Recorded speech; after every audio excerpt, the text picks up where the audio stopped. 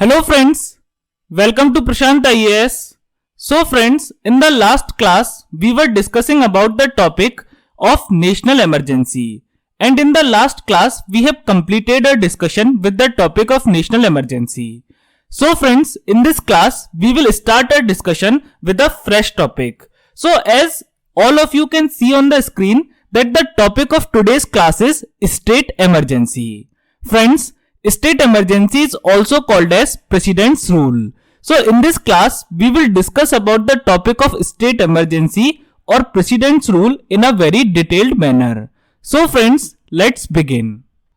So friends, first of all, the most important and the most basic question is that under which article of Indian Constitution state emergency is given. Okay, so I have told you this in the previous classes also that whenever we are studying any topic, okay, so as here we are studying the Constitution of India, so first of all it is our duty to know that where this topic is given in the Constitution of India. Okay, so first of all we need to know that under which article of the Indian Constitution the topic, the concept of state emergency is given. So friends, now I will give you the answer of this question. So friends, what is the answer of this question? So, state emergency is given under Article 356 of the Indian Constitution. Okay, so now you can say that sir, Article 356 of the Indian Constitution discusses about the concept of state emergency. Okay, so state emergency is given under Article 356 of the Indian Constitution. So friends, now let's move further. Now friends, after this, the second most important question is that what is the meaning of state emergency? So this thing also I have told you many times that whenever we are discussing any topic, so first of all we need to know that what is the meaning of that particular topic. And as I have promised you to teach each and every concept from very basic to advanced level, so first of all I will teach you the concept of state emergency at a very basic level, and then I will teach you the topic of state emergency at the advanced level. Okay, so first of all we need to know that what is the meaning of state emergency. So friends, in the previous classes I have told you many times that there are two levels of government in India, or we can also say that there are two types of government in India. Okay, first of all, the governments at state level, which is known as state government, and then the government for entire India, which is known as union government or central government. Okay, now let's suppose, okay, so first of all, as here it is written that state emergency. So first of all, you can just assume, you can just guess by the name itself that it is something which is related to states. Okay, so it is an emergency which is related to states. Okay, so as what is the name of this emergency? The name is state emergency. So you can just guess by the name that it must be something which is related to states. Okay. So friends, let's suppose that there is a particular state. Okay, now for example, there are many states in India. For example, the state of Madhya Pradesh, Uttar Pradesh, Bihar, Telangana, Jharkhand, Kerala. Okay, so there are many states in India. But here I am not taking the name of any state. Let us assume one hypothetical state. So let us assume that there is a state named as state A. Okay, now what happened? That the state emergency is imposed in the state A. So now what is the meaning of this state emergency, or what will happen to state A? Okay, so friends, what happens that first of all, if the state emergency is imposed in state A, so first of all the state government of the state A will be dismissed. Okay, so first of all what happened that the state government of the state A will be dismissed. Now what is the meaning of state government? So state government basically means the council of ministers headed by chief minister. So as we have council of ministers at central level, and who is the boss of that council of ministers at central level? So prime minister is the boss of council of ministers at central level. Similarly, at state level we also have one council of ministers, and the boss of that council of ministers is called as chief minister. Okay, so first of all, if the state emergency is imposed in any state, so what happens? That the council of ministers along with chief minister is dismissed. So we can also call it that the state government is dismissed. So dismissed basically means that they are removed from their office. Dismissed means they are removed from their office. Okay. So now this was the first step. Now what happens after that? So now I have told you that there is one more government in the country which is called as central government. Okay. And I have taught you about central government in the previous classes in a very detailed manner. Okay. So what is central government? So Union Council of Ministers headed by Prime Minister. So friends, here as the state government is dismissed, so now the question is that who will run the administration of the state? Okay, what is the question? That who will run the governance of the state? Who will run the administration of the state? Okay, so the answer to this question is central government. So whenever the state emergency is imposed on any state, whenever the state emergency is imposed on any state, then what happens? That the administration of that state, okay, or we can also call that the governance of that state. Okay, so whenever the state emergency is imposed in any state, so what happens? That the central government takes the charge. Central government directly takes the charge of the administration of that state through the President of India. Okay, so what happens? That if the state emergency is imposed in any state, so first of all, the Council of Ministers along with Chief Minister means the government of that state is dismissed. The government of that state is removed. So now the question arises that who will run the administration of the state? So what happens? That now central government comes into role. Central government comes into play. And central government through the President of India, central government through the President of India takes the direct charge of the administration of the state. And then what happens? That central government through the President of India runs the administration of that state, runs the governance of that state, or we can also say that now central government through the President of India rules on that state. And due to this reason, state emergency is also called as President's rule. So now you understand that why it is also called as President's rule, because now the President of India will rule on that state. Now President of India will run the administration of that state. Okay, so this is the basic and the most simple meaning of state emergency. Friends, here I want to tell you that this is not the complete meaning of state emergency, because there are many things involved in the state emergency. Okay, so when this topic will be completed, so you all will get the clear-cut picture of state emergency. For example, when the assembly of the state is suspended, when the assembly of the state is dismissed. Okay, and there are many more questions. So here I have just told you a very simple and the basic meaning of state emergency so that you all can relate that what is happening here. So friends, now let's move forward. Now friends, for getting a better understanding of the concept of state emergency means Article 356. First of all, we need to study Article 355 of the Indian Constitution. Okay, so I have written here for all of you Article 355 of the Indian Constitution. Okay, so this is Article 355. So this line which is underlined in red color, this is the title of Article 355 and rest is the body of Article 355.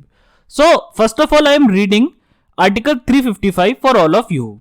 So the title of Article 355 is Duty of Union. Okay, duty of Union to protect states against external aggression and internal disturbance. Okay, so this is the title. And then what is the content? So the content is that it shall be the duty of union means central government, to protect every state. Okay, means union government has to protect every state against what? Against first of all external aggression and then internal disturbance. Okay, and I have explained you the concept of external aggression in a very detailed manner in the class of national emergency. Okay, and to ensure that the governance of every state is carried on in accordance with the provisions of the constitution. Okay, so this is the duty of the union government. Now what does it mean? So now I will explain you article 355. So friends, article 355 says that union government has one duty. Union government, or we can also call it as central government. So what is the duty of union government? What is that duty of central government?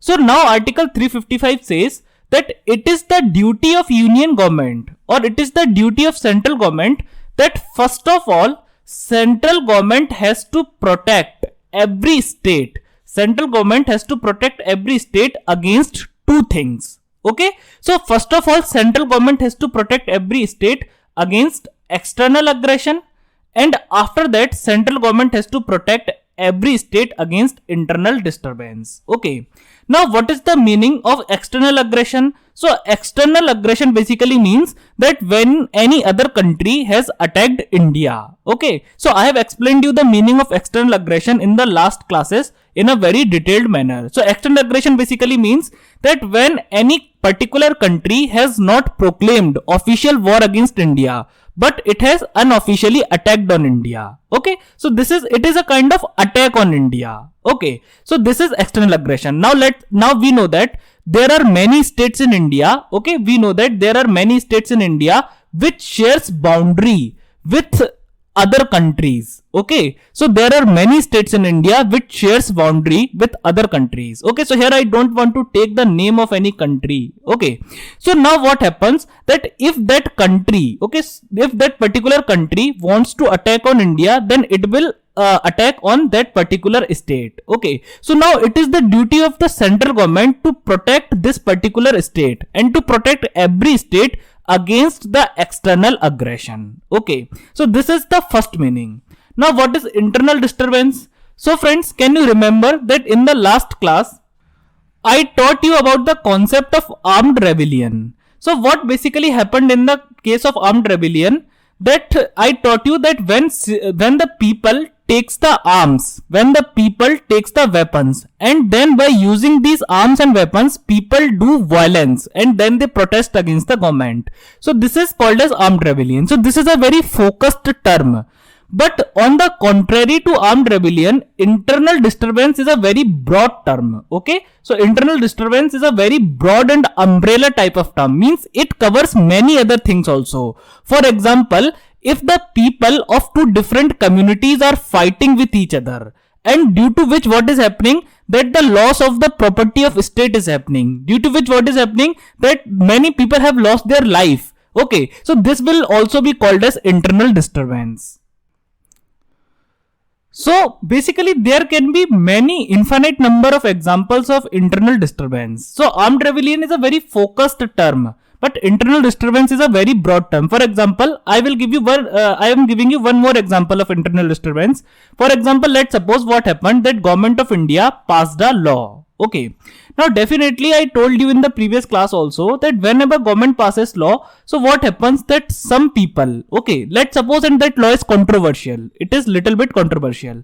Now what happened, that in a particular state what happened, that a group of people, let's suppose group 1, okay, so a group of people is in the support of that law, and any other group of people, okay, and there are lakhs of people in both of these groups, they are opposing the law. Okay, so now definitely if these people, means group number 2, they are not in the favor of law, then they should protest peacefully.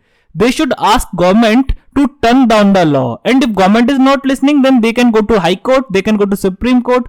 Okay, but what happened, that these people, means the people of group 1, they are blindly following the law, and the people of group 2, they are blindly opposing the law. So what happened, that these two people started fighting with each other. Okay, they started fighting with each other, and in the event what happened, many people were killed.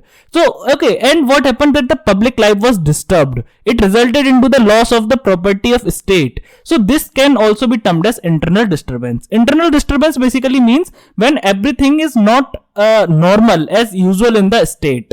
There is some kind of disturbance, there are some very big problems, there are some very big conflicts, or we can also call there are some riots going on in the state. So this is called as internal disturbance. So now what Article 355 is saying, that now it is the duty of the union government, means the central government, to protect every state against two things. First of all, external aggression, means the attack of any other country, the attack from outside. And the second thing is internal disturbance. Okay, so this is the first duty of union government.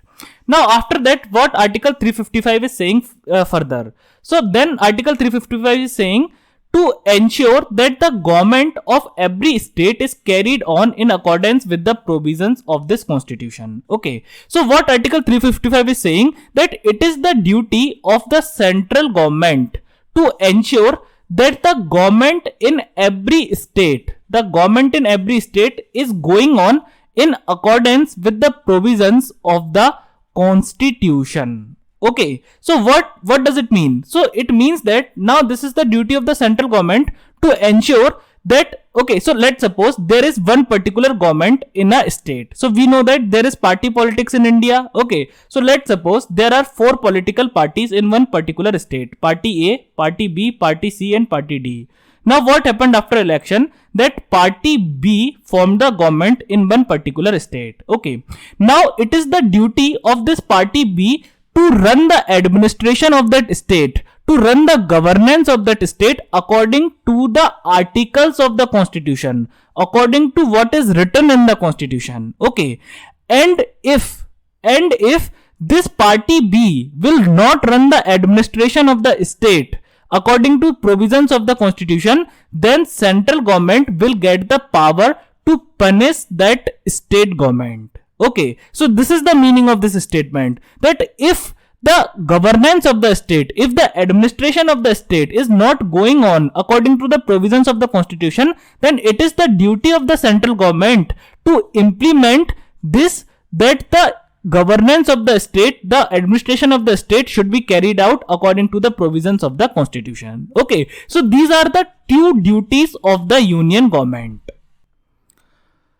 Now friends, in the previous classes, I explained you that India is a federation, or India is a federal country. So federal country basically means that there are 2 levels of government. One government at center, which is called as central government, and government at every state level, which is known as state government. Okay, so I told you federation means that central government and state governments are independent of each other. Neither central government is under state government, nor state government is under central government. They are coordinate bodies. Okay, but now what happened, that Article 355 gave 2 very important duties to the central government. First duty was to protect the states against external aggression and internal disturbance, and the second duty was to ensure that the governance or the administration of the state must be carried out in accordance to the provisions of the constitution. Okay, now, okay, so this was the duty. So now what happens, that central government needs some power. Central government needs some extra power to implement the provisions, to implement the orders given under Article 355 of the Indian Constitution. Why? Because India is a federal country. India is a federation. So state governments are not under the control of central government. State governments are also independent. But if Article 355 is saying that now it is the duty of central government to protect the states against external aggression and internal disturbance, and it is the duty of the central government to ensure that the administration of the state must be carried out in accordance with the provisions of the constitution. So this means that for implementing this duty, to implement this order given by the Constitution of India, central government must be given some extra powers.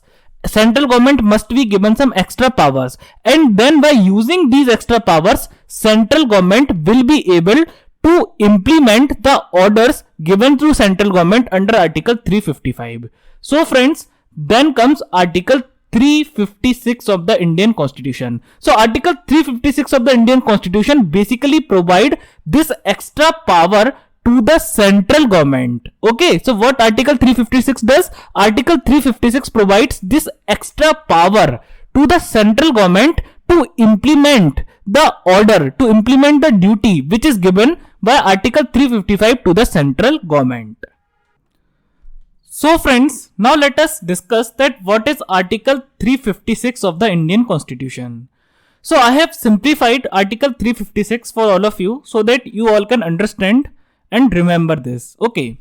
So what Article 356 says, that President of India, on the satisfaction that the government in the state can't be run according to the provisions of this constitution, on the basis of the report of governor or otherwise, can impose state emergency or president's rule. Okay. So what is written here? So here it is written that president, on the satisfaction that government in the state can be run according to the provisions of this constitution, on the basis of the report of governor or otherwise, can impose state emergency or president's rule.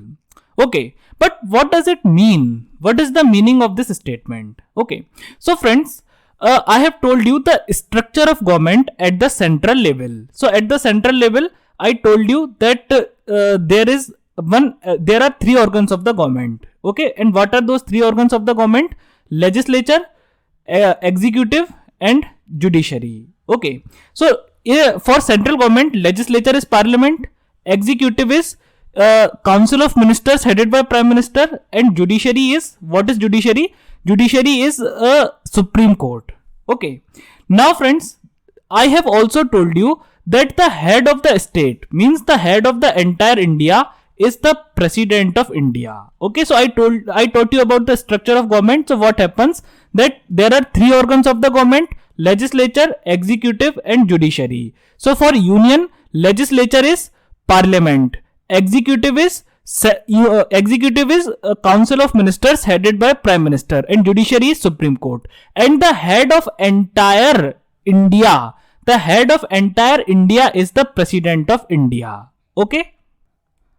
Now friends, the same structure is followed by every state.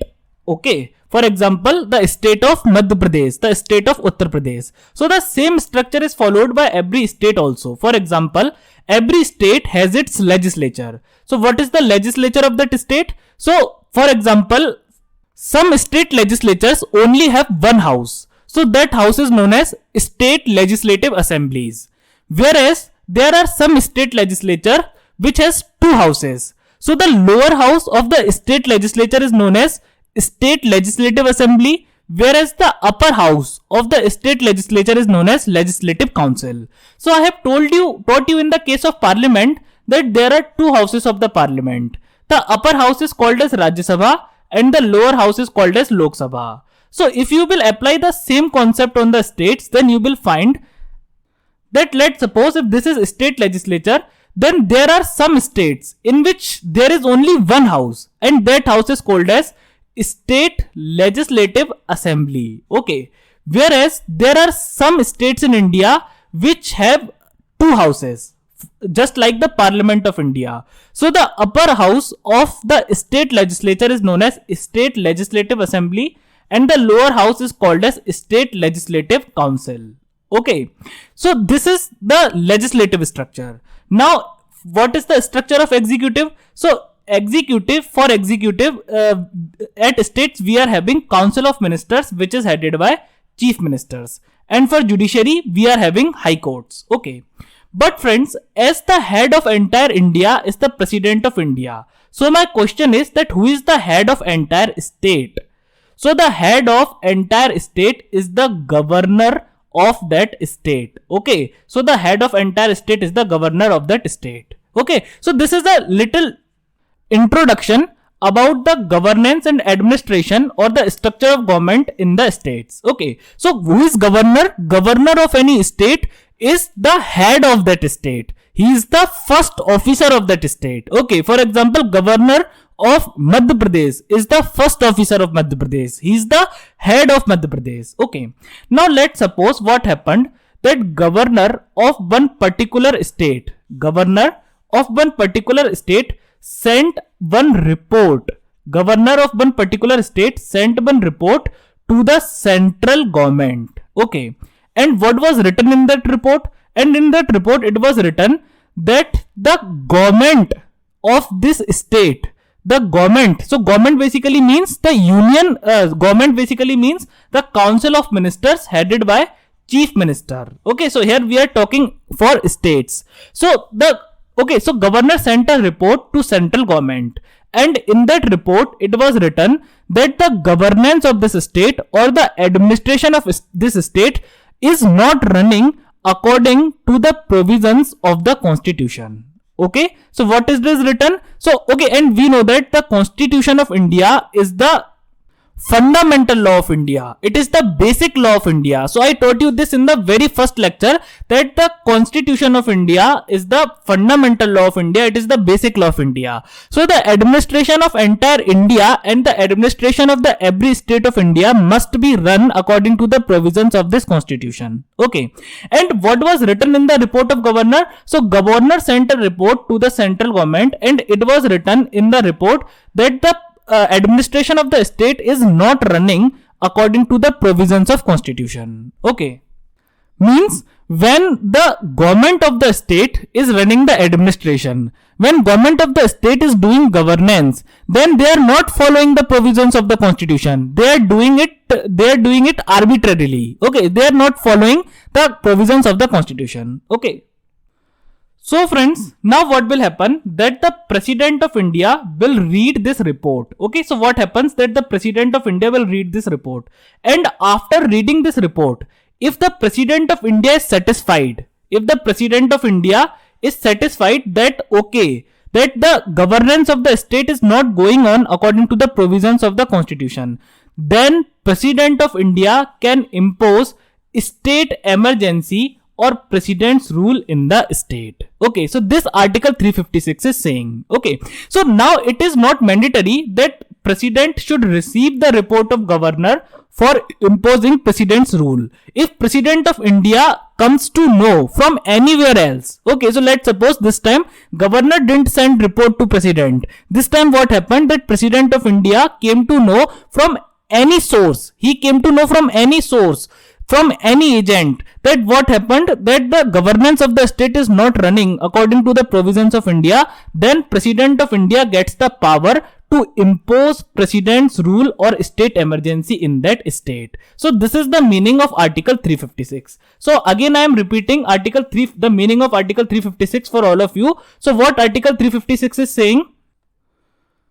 So friends, article 356 says that if the President of India is satisfied that the government in the state or the governance of the state is not running according to the provisions of the constitution, means government is not taking decisions according to the provisions of constitution, government is not doing administration according to the provisions of constitution, government is doing that arbitrarily. Okay, now President of India can be satisfied either according to the report of governor or according to any other source also. Okay, so either if president has received the report of governor, or president came to know from any other source that the governance of the state is not going on according to the provisions of constitution, then in both of these situations president can impose state emergency or president's rule in that state. And when the President of India will impose the state emergency or president's rule in that state, then instantly what will happen? So I have already explained you. So instantly the government of that state, or we can also call the state government. Okay, state government means the council of ministers headed by chief minister. So the government of that state will instantly be dismissed. Okay, so what will happen, that as president will impose the president's rule, so the government of that state will instantly be dismissed, and President of India will take the administration of that state. President of India will take the charge of the administration of that state in his own hands. So now friends, what are the some examples of the failure of constitutional machinery? Okay, now what does it mean? It means that how President of India will conclude that the constitutional machinery has failed in a state. How President of India will conclude that the governance of a state, administration of a state is not running as per the constitution, as per the provisions of the constitution. Okay, so if the governance of the state, if the government of the state is not running the administration according to the provisions of the constitution, so it basically means the failure of constitutional machinery in the state. So now I will explain you I will explain you some of the examples of the failure of constitutional machinery in the states, so that you all can easily relate. So the first example of the failure of constitutional machinery in the state can be the failure of law and order in the state. Okay, so what is the first example? The first example can be the failure of law and order in the state.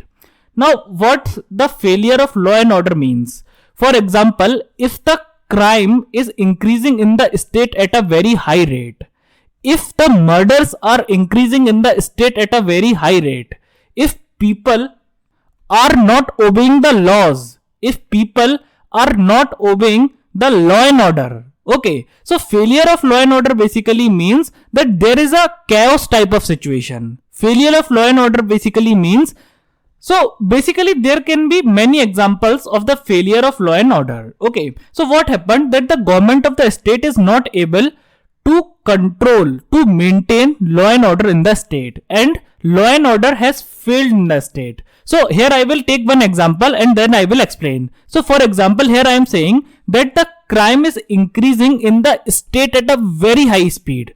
What is happening, that any criminal is coming and that criminal is killing any person. Okay, and police is not able to catch that criminal also, and that criminal is roaming free in the state. Okay, so what happened, that criminal has killed one person and that criminal will kill many other persons also. Similarly, there are many criminals in the state and they will kill to many and many people. Okay, so what will happen, that the right to life of the people will be violated. So Article 21 of the Indian Constitution provides us right to life and personal liberty. But if any person is coming and any person is killing us, okay, and even state is not able to catch that person, state is not able to punish that person, state is not able to prohibit that person from doing further murders, then it means that the Article 21 means the right to life of the people is violated. So it basically means that the constitutional machinery has failed in the state. Okay,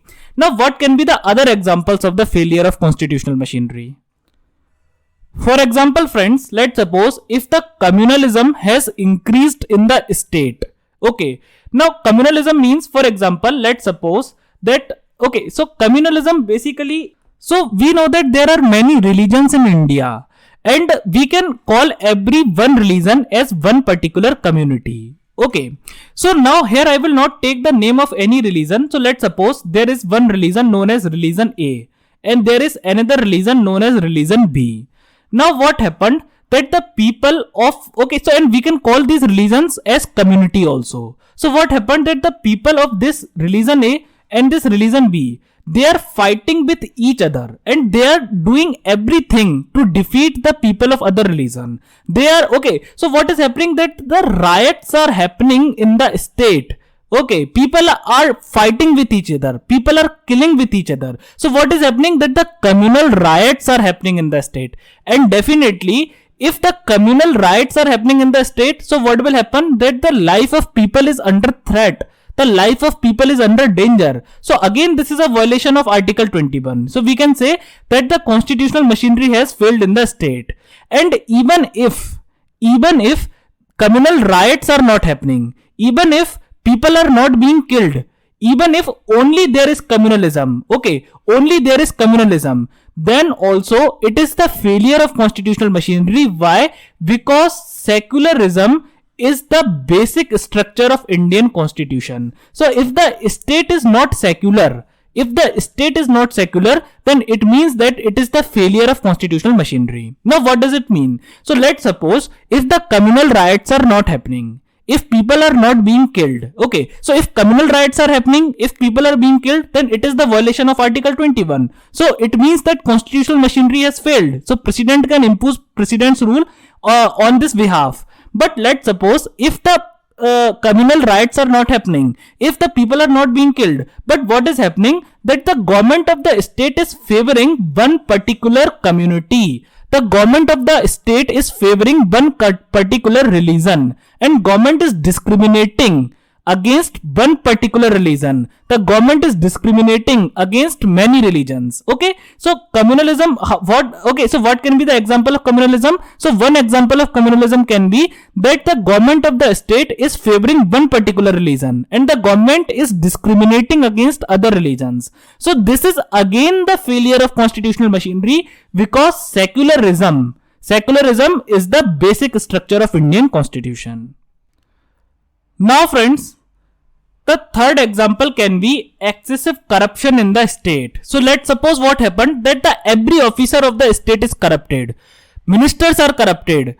Okay, every bureaucrat is corrupted, and even the peons are corrupted. Okay, so means there is excessive corruption in the state. Everybody is corrupted, and the citizens and the people of the state, okay, means the citizens of India, okay, and the people of the state, they are very worried due to this corruption. They can't live their life peacefully. They can't live their life happily. Okay, for every work they have to pay money. For every work they have to pay bribe. Okay, so if there is excessive corruption in the state. Now friends, when I taught you Article 21 of the Indian Constitution, so at that point of time I told you that there are two types of fundamental rights. Okay, so one are the fundamental rights which are directly written in the Constitution of India. For example, in the Article 21, it is directly written that Article 21 guarantees right to life and personal liberty. Okay, so means it is written that no person can be deprived of his life and personal liberty except according to the procedure established by the law. So it basically means that Article 21 is guaranteeing right to life and personal liberty to every person. Okay, now friends, so this is directly written in the Constitution. But when Supreme Court of India interpreted the Constitution of India, then Supreme Court found that there are many things, okay, which are very important for living a happy life. Okay, for example, corruption-free environment. So these rights, okay, so the second type of rights are called as derived fundamental rights. So derived fundamental rights means when Supreme Court, okay, so derived fundamental rights means when court interprets the Constitution, and after interpreting one particular fundamental right, court gives other fundamental rights also. Okay, for example, under Article 21, we have a derived fundamental right called as right to privacy. Okay, so anybody cannot violate our privacy, because if we are not having our privacy, we cannot live a dignified life. So Supreme Court said that right to life is actually right to dignified life, and if our privacy is violated, then we cannot live a dignified life. Similarly, we have a derived fundamental right under Article 21 of the Indian Constitution, which is right to corruption-free administration. So this is our fundamental right, to have a right to corruption-free administration, because if there is excessive administration in the state, if there is excessive corruption in the state, if there is excessive corruption in the country, then nobody can live a happy life. Nobody can live a dignified life. So for living a happy and dignified life, the administration should be corruption free. So if there is excessive corruption in the state, then it is the violation of Article 21. So under this, so we can call that this is the failure of constitutional machinery. So now President of India can dismiss the state government by imposing the President's rule. Now friends, after this, fourth example can be if Council of Ministers lost majority in Legislative Assembly. And the fifth example can be hung assembly. Okay, now what does it mean? So friends, we know that it is written in the Constitution of India that so I have told you that how the government is formed in the at the union level. So I told you that the government is formed after Lok Sabha elections. So what happens, that if any political party gets absolute majority, in Lok Sabha, then that political party forms the government in Lok Sabha. Now the same principle is followed in states also. Okay, so as we are having Lok Sabha in the case of union government, so in the case of states we are having state legislative assembly. Okay, so state legislative assembly is very similar to Lok Sabha. So what happens that when any political party gets absolute majority, when any political party gets absolute majority in state legislative assembly, then that political party forms the government in that state. Okay, so it means that for forming the government in the state, the majority of more than 50% of the total membership of the house is needed, means the absolute majority is needed. Okay, now what happened, let's suppose that the one okay, so let's suppose what happened, there are 4 political parties in the state, party A, B, C and D. Okay, now what happened, now friends, what happened that in the elections of state legislative assembly, party A got 35% seat, B got 30% seat, C got 15% seats and D got 20% seats. Okay, now in this situation what happened, okay, and I told you that for forming the government how much majority is needed, more than 50% of the total membership of the house. Okay, means none of these parties are having this majority. Now these parties are even not ready to make alliance with each other. Okay, so I told you the concept of alliance. So what is this alliance? So remember friends, in the previous classes I taught you about the concept of coalition government. So coalition government means when one political party is not able to get absolute majority, then what happens that 2 or more than 2 political parties together forms the government. So now this government is called as coalition government and these parties are called as alliance. Okay, so now what happens that now no party is ready to make alliance, no party is ready to go into coalition government. So in this case the assembly will be called as hung assembly. Okay, so can you remember I taught you the concept of hung parliament? So hung parliament means when no political party or the coalition of parties gets absolute majority in Lok Sabha. Similarly, hung assembly means when no political party or the coalition of political parties is ready, when no political party or the coalition of political parties gets the absolute majority in state legislative assembly, then that assembly is called as hung assembly. Okay, so here you can see that no party is having absolute majority and they are also not ready to make coalition government. So in this case the assembly will be called as hung assembly. So if assembly is hung, then it is impossible to form the government, and if government will not be formed, so it means that the constitutional machinery has failed in the state. So now president will impose president's rule in the state. Now friends, let's suppose what happened. Okay, so this was the first condition, that this was the first condition which resulted into hung assembly. Okay, now let's see what is the meaning of this fourth example. So let's suppose what happened that political party A, political party A and political party B. Okay, now both of these political parties agreed to make a coalition, means they agreed to make an alliance, together form the government. Now political party A got 35% seats and political party B got 30% seats. So together how many seats they got? They got 65% seats. And how much majority is needed for forming the government? Majority of more than 50%, and definitely 65% is more than 50%. So it means that now the political party A and political party B together can form the government. So what happened? Together they formed the government in the state. Okay, but friends, what happened that after some point of time there arise the conflict between the members of political party A and political party B, or we can also say between the leader of political party and political party B on any issue. Okay, so what political party B did? Political party B took its support back from political party A. Okay, so here we can see that political party A got 35% seats. So definitely the leader of political party A will become the chief minister. Okay, and then this chief minister will select the ministers from both the parties, means political party A as well as political party B. Okay, so now this chief minister will select ministers definitely chief minister has to select ministers from state legislative assembly only, but as these political parties have formed the government, so now chief minister will select those members of state legislative assemblies as ministers who belong either to political party A or to political party B. Okay, but now what happened, that there arose a conflict between the leaders of political party A and political party B. And what happened, that the leader of political party B took its support back. Okay, means now they are not supporting political party A. So now it means that political party A is only left with 35% seats. Now they lost 30% seats. Okay, so in this case we can say that the Council of Ministers has lost majority in the state legislative assembly, and for forming the government the majority of 50% is needed. Okay, and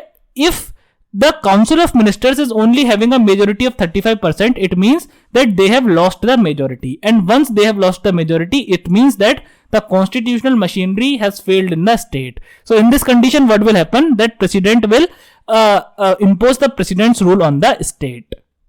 So friends, that's all for today. I hope that you all must have enjoyed the lecture. Now also many topics related to state emergency are left, so we will cover all these things in the next class, and in the next class I will try to complete the topic of state emergency. So friends, I hope that you all must have enjoyed the lecture, and if you have enjoyed the lecture, then please like the video, comment, subscribe the channel, press the bell icon and select all. Now we will meet in next class. Till then, stay healthy, stay indoors, take care of yourself. Thank you.